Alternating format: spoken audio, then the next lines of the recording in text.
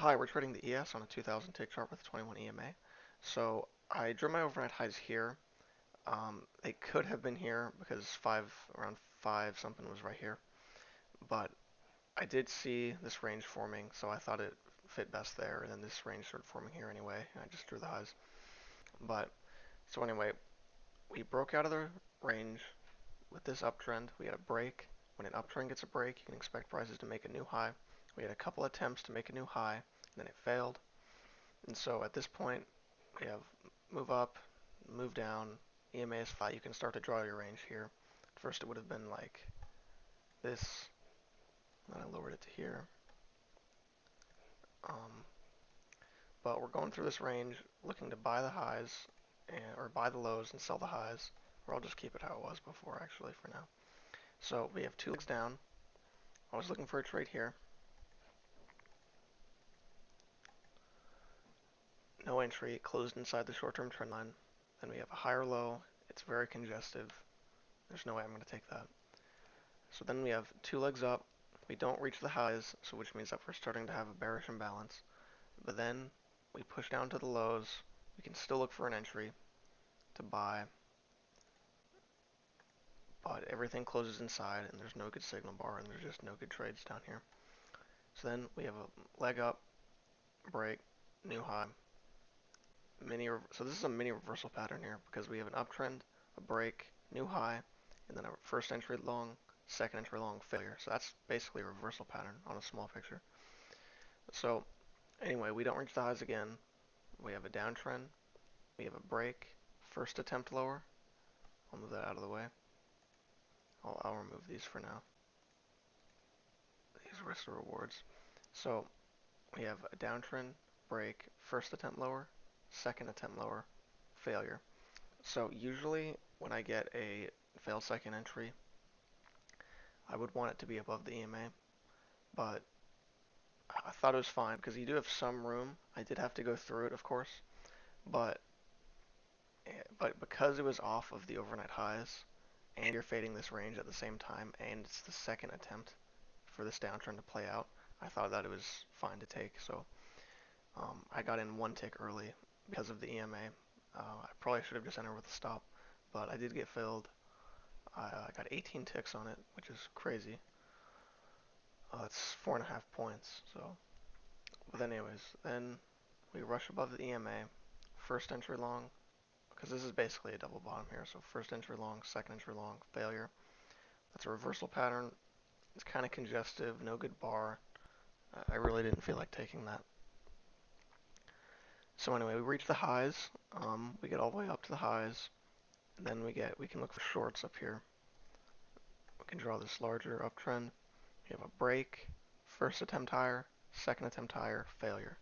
And that happens very consistently. So when an uptrend gets a break, you can expect it to make a new high or two attempts to a new high. And we have two attempts before it fails and heavily goes the other direction. It's also just a first entry long, second entry long failure off the highs. So it is congestive and there's definitely no way to enter that, but that's what happened there. So we push down, we have this downtrend, break, new low. This is the second trade. So the entry closed out of this short-term trend line, broke out of the lows, so it's a fade. Most breakouts fail. So I thought that it was a pretty good trade. So then we have first entry short, second entry short, failure. Above the EMA. Now it is kind of getting congestive. I didn't take it. I didn't like it. I thought it was too risky. But so that's what happened there.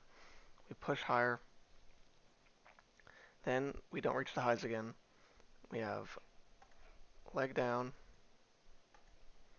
break, a couple attempts at a new low, and then the third attempt we make a new low. So now we have downtrend, break, new low.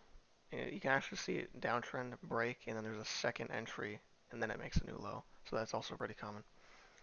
So we come off the lows again, higher low. I don't think this is worth taking. It's right in the middle of the range. Very choppy, just not for me. So we reach the highs again, and then we start to go into this smaller range. So here you can look to buy the lows, sell the highs. You can play the range rules on the smaller range. We break out Most breakouts fail. I don't really see a good entry though. Then we have two legs up, and then a lower high back into this range. So I thought that it was fine. It is a range day. It's been going straight through the EMA all day, so I thought that it was okay to go into the EMA here again. So a lower high off these highs, off off the main highs and off the highs of this smaller range. Enough room down to the lows of the range, so I thought that was a perfectly good trade. So here we had this downtrend starting to form. First leg down, break, look for a short here. There's nothing here. It's just choppy. Everything's, there's lows forming. We go into this bigger downtrend. We get a break, move down to a new low. Everything's far from the EMA. There's no way that you can take a short here. So then you get a reversal pattern. First entry short, second entry short, failure. Now this is not coming off of anything. It's not off of any resistance or support down here. So I would really want it to be above the EMA, and you just don't get that. So it's whatever. You get this uptrend, break, first attempt higher, second attempt higher. That doesn't look that bad actually. It probably happened while I was, as I was making this video. But it is kind of congestive. It's a failed second entry long. It's a second attempt to make a new high from this uptrend coming off the highs.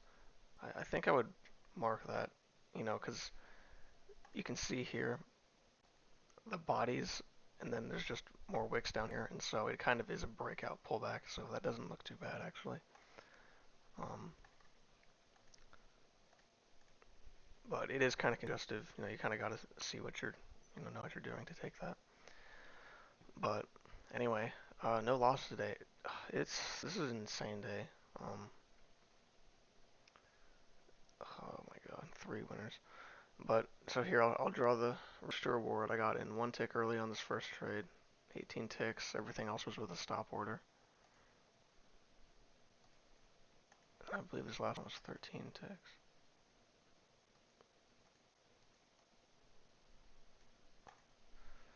Wow, so that's like 11 points or 10 and a half. Let me see exactly on the calculator. 18 plus 12 plus 14. So yeah, that's 11 points. So basically, I'm using OBS to record, and I just wanted to mention this. So OBS is only recording this one window right now. So it's like it's not recording the screen, it's just recording the window. So for instance, where my arrow is right now is actually where the drawing tool tile is um, on NinjaTrader. I'm like hovering over my drawing tool tile, but y'all can't see it though because it's only recording the main window and the drawing tool tile is a separate window. So I just wanted to point that out. If you ever see me like reaching over here, then moving back and drawing stuff, it's because this is where the drawing tool tile is. Um, just in case anyone noticed that. But anyway, um, I hope y'all enjoyed the video. That's it for the day. Um, Up 11 points. Jeez, that's over $1,000 because I'm trading 2 contracts. I really thought that I would be scaling up faster than I am, like adding more contracts, but the scaling up process actually is a lot slower than I thought because it's all about the emotions and just keeping your mind right. But anyway, this is just crazy. Anyway, sorry, I'm kind of going off. But anyway, I hope y'all enjoyed the video. That's it for the day, and I'll see y'all next time.